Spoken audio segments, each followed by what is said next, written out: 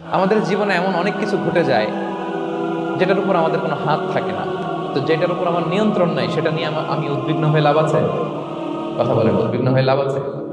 জীবন আপনাকে অনেক কিছু দিবে, আবার কেড়ে নিবে। আল্লাহ এভাবেই পৃথিবীটাকে সাজিয়েছে। ইয়াউমুন লাকা ওয়া ইয়াউমুন আলাইকা, একদিন আপনার ভালো যাবে, আরেকদিন খারাপ যাবে।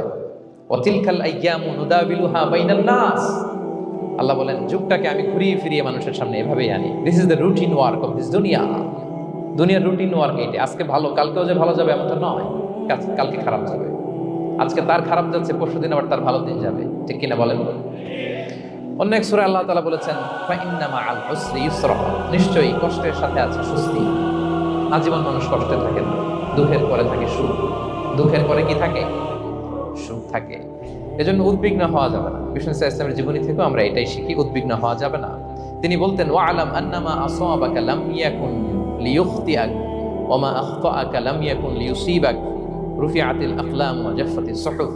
ওনার কাজিন আব্দুল্লাহকে ডেকে বললেন, আব্দুল্লাহ, যেটা তুমি পাওয়ার সেটা তুমিই পাবা, কোনোদিন মিস হবে না। এটা তুমি, যেটা তোমার হওয়ার কথা ছিল এটা তুমি পাবাই, এটা মিস হবে না। আর যেটা তোমার নসিবে নাই, যেটা তুমি পাবা না, গোটা বিশ্বের সব ক্ষমতাকে হাতের মুঠোয় আনলেও সেটার দেখা তুমি পাবে না। তো এই জন্য উদ্বিগ্ন হয়ে লাভ আছে বলেন? আমরা আমাদের সর্বোচ্চ চেষ্টাটুকু করব, তারপর ফলাফলের জন্য আমরা ভরসা রাখবো, নির্ভর করবো একজন সত্তার উপর। আওয়াজ করে বলুন তো, তিনি কে?